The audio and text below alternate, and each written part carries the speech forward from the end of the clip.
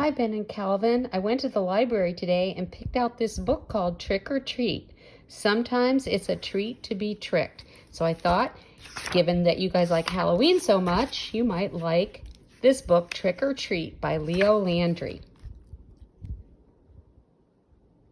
The last day of October had finally arrived. The empty house at the end of the street mysteriously came to life. In the attic, a ghost named Oliver awakened. Oliver? I know somebody named Oliver. Your dog is Oliver. Anyway, Oliver awakened. He grabbed a sack from the foot of his bed and he floated down the stairs and glided out the front door into the woods. He stopped first at a mailbox beside some dusty old brooms. Next, at a moss-covered tombstone in the cemetery. And the tombstone says, "Here lies Scully." He seems to be dropping letters off at these places. And the last, at the mouth of a cool, dark cave, he dropped another envelope. The afternoon arrived as Oliver hurried home.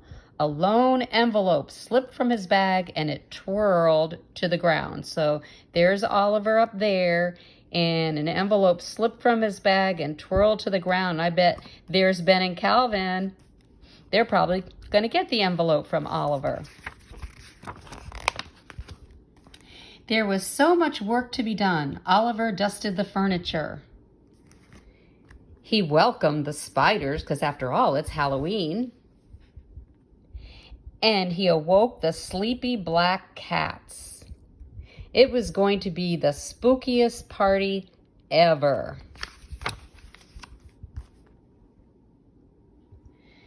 Evening neared. The full moon rose. Look, there's some witches on some brooms flying by the moon. Invitation in hand, 2 trick-or-treaters made their way from the house to another house. Looks like we've got some monsters and a princess and a ghost and a witch.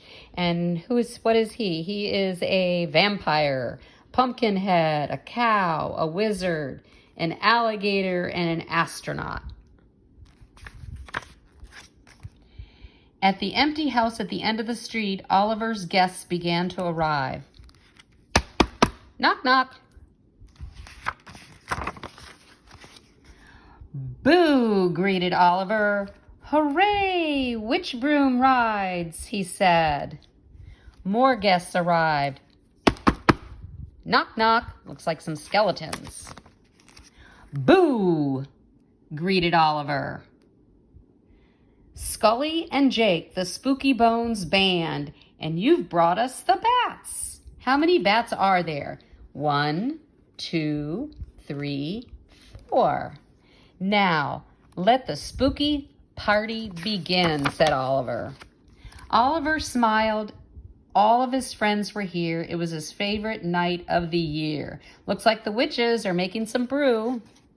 And the skeletons are playing music. And the bats are flying around. And the pumpkins, and there's a cat. Outside, 2 unexpected guests made their way to the house at the end of the street. I'll bet it's those 2 boys, Ben and Calvin, when that one invitation fell out of Oliver's bag and the boys were down there and collected it, I'll bet.